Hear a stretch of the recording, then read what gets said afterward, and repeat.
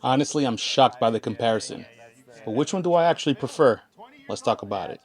What's good, y'all? Welcome back to the channel. So I met up with the homies Naeem and Nick, and the point of our meetup was actually to shoot a lot of instant film and finally compare and contrast the modern Polaroid, the stuff that I've been raving about recently, with the expired old school peel apart film, which of course is the GOAT of all of the instant films.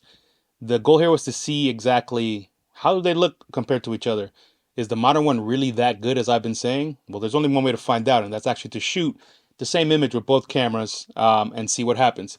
This is obviously not a scientific test, but we tried our best here to replicate the scenes with everything consistent, obviously except with the two different cameras and two different film, and see what happens, see what results we actually get.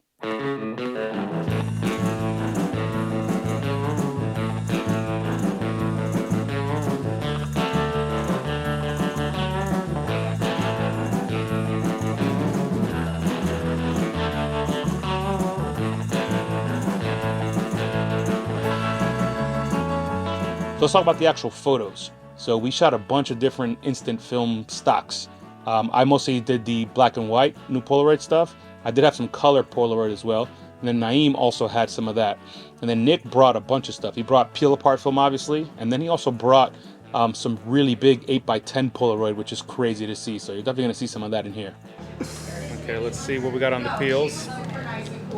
Oh wow, yeah, very different composition, but let's bring that in there. Okay, we're obviously gonna have to look at the scans here, but they both look really nice on their own, but you can instantly see the dynamic range differences. Yeah, this is a little smoother. Like, oh yeah, I gradation. mean, just look at her face. Yeah, There's all the details in there. I mean, this is not scientific, but this is a pretty damn good comparison. Right, yeah. Same exact lighting, same pose. And this is still much better than it was. Oh, no question. Because you can still see like the rippling of the shirt. Yeah. In the highlights. You think this is done already? It'll go a little darker. It'll go a little darker. But yeah, well done. Yeah, that one. Well very done. Nice. I love it.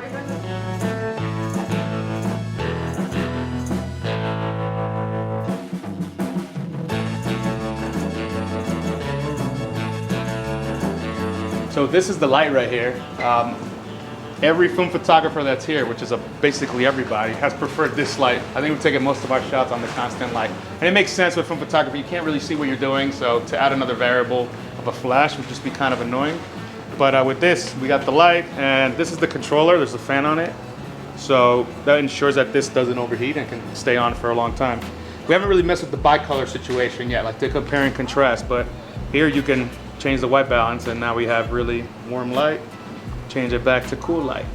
And you know, that's about it. This thing is small, as you see here, it's pretty tiny, which is good, but also maybe bad, because I feel like it can't support big modifiers on it, but this umbrella is huge and it's doing okay.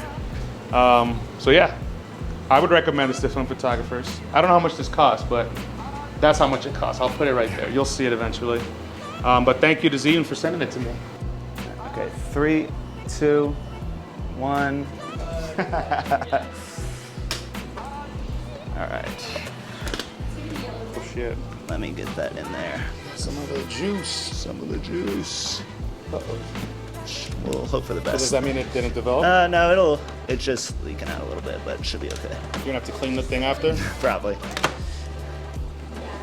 All right. And there we go. Done. So this, yeah, what I was saying is an 8x10 peel apart. The big group shot. All right, let's see. Are you ready? Yeah, we're good. Let's hope for the best here. Yeah. Oh my god. That's pretty cool. Oh yeah. That's so cool.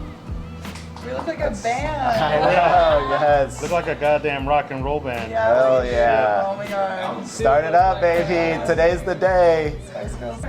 I kind of like it. I'm not gonna lie. Like the smell's a little enticing. Yeah, I'm trying to get it so that this stays on there. I always like the funk, you know? Yeah. Do you scan it with that? Yeah, exactly. Does it like dry? Like it doesn't leave any residue? It'll dry, like, I mean, this is goopy right now, but Yeah. it'll dry Gotcha. eventually.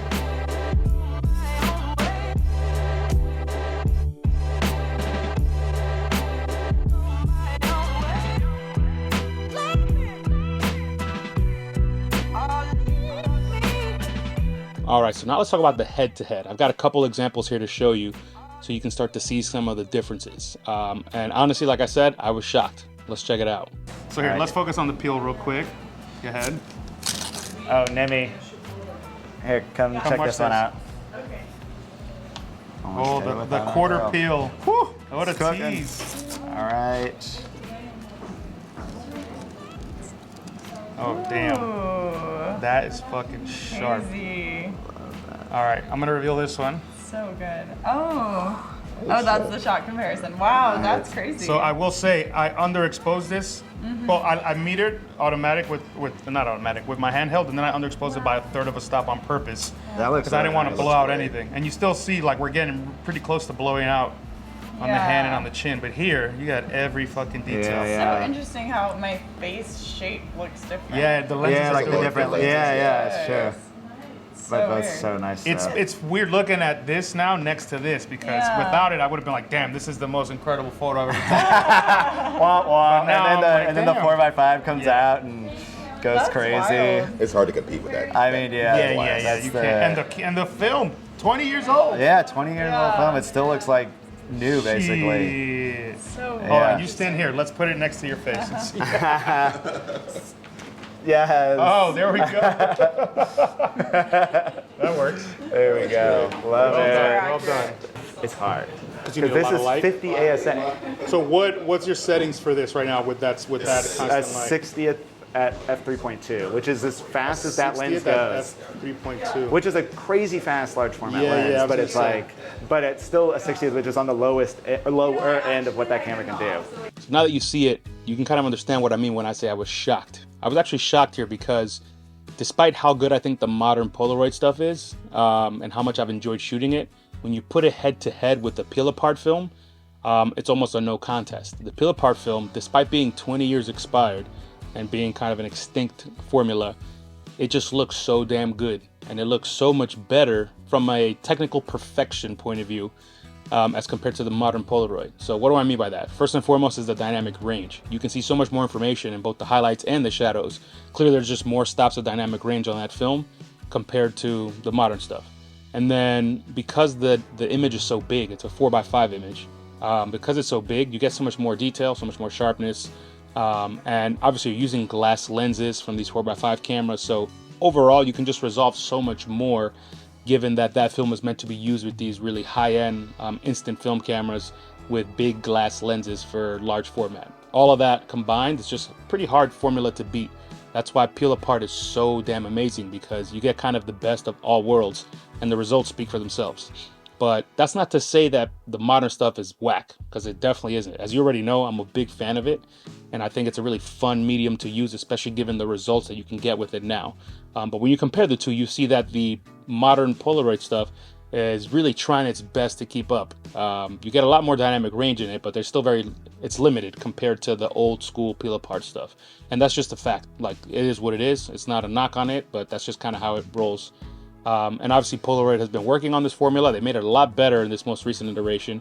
And it kind of makes me hopeful to see like what the potential is for the future. I don't doubt that at some point in the future, there'll be even more improvements made to make it even that much more powerful. So it's really cool to see that. But yeah, I was just kind of shocked because I hadn't done any comparisons, and therefore looking at just the modern stuff by itself, obviously I was very impressed. But when you compare it, you really kind of, the truth comes right to the surface and you can see exactly what you're working with. But that's kudos to both sides of it. The peel apart stuff is amazing, and it really is impressive how quality the shots still are. If you get a good pack that's been stored properly, the results are still really, really good.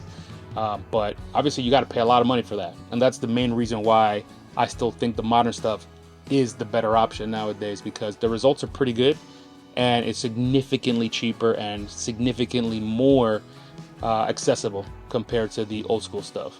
That alone, I think, is probably the only reason people should be looking at it. Obviously, you know, if you've got the money and you want to have some fun, go ahead and do it. I'm not going to stop you, and I think it's fun to do it. But really think about your practice and if it's adding any value to it. Because for me, for what I like to do, especially out in the streets, handing out instant shots to people, to strangers that I photograph, it definitely doesn't make sense to shoot peel apart and give away, you know, a $15 photo. Especially if I buy a pack and it's not even performing well, then it's kind of a wasted pack and wasted money. So that's the main reason for me to stick to the modern stuff. But no question, the old school stuff can be fantastic if you get a really good pack that's been stored properly.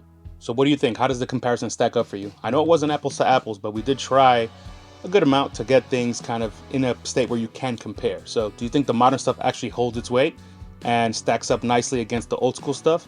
I know the old school stuff is visually more capable, but you know, maybe you don't need all that extra dynamic range. So let me know what you think in the comments. I'm really curious to hear how people are judging it, because for me, it's not a no contest. There still is value to both, and there's good reasons to take the modern stuff over the old school stuff.